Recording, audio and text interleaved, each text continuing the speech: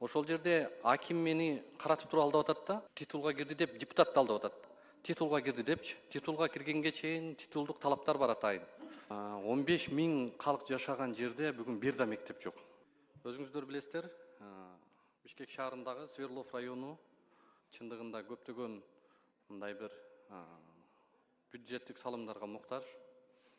Атап ар бирине кезек менен келебиз. Бирок мен биринчи кезекте ар бир конуш боюнча өзүнчө токтолоюн деп турам. Ишимди ушул алгач Ак Жар конушунан баштайын деп атам. Билесиздер, бүгүнкү күндө Ак Жар конушунда 15 миңге жакын жашоочу бар. Жанында Нуркожо, Адилет деген эки конуш бар.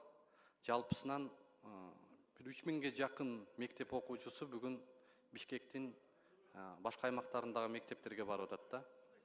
Сөз төркүнү мектеп жөнүндө болуп атат. Алмаз Акунжанович, 15 миң калк жашаган жерде бүгүн бир да мектеп жок. Салыштырып карап көрөлү. Кыргызстандын наркы башында жашаган Чоңалай деген райондо жалпы жолунан 15 миңге жакын адам жашап атат азыр. Ал жерде канча мектеп бар? Ал Кыргызстандагы эң алыска райондордун бири. Бирок ушул Бишкектин так калаабыздын жанында турган Ак Жар конушунда бир мектеп бүгүнкү күнгө чейин курулган эмес да. Башка социалдык объектилерди айтпай эле коеюн. ФАП, жол жана башкалар. Азыр эң биринчи кезекте мектеп маселеси курулуш керек ал жака. Мен жакында көчмө жыйын өткөздүм. Ошол жерге депутаттык суроо талап менен телефонограмма жибердим. Бишкек шаарынын биринчи мэрдин орун басары Конушбековичке жана Сверлов районунун акимине. Тилекке каршы экөө тең келген жок.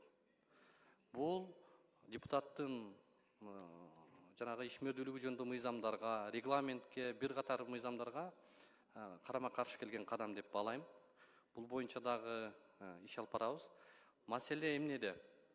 Ошол жердеги мектеп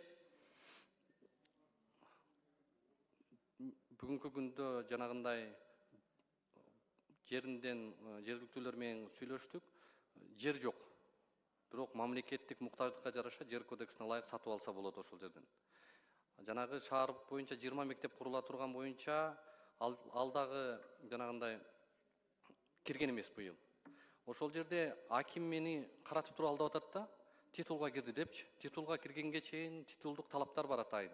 Долбоор түзүлөт, ал экспертизага барат, сметалык баа түзүлөт, ал бюджеттик коргоо болот, андан кийин титул болот. Бишкек шаарынын бюджети кабыл алынат элек.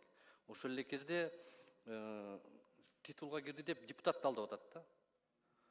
Анан эми титул эмес, долбоор бүгүнкү күндө титулга кириле экен. Алмаз Акунжанович, ушуну Рахмат.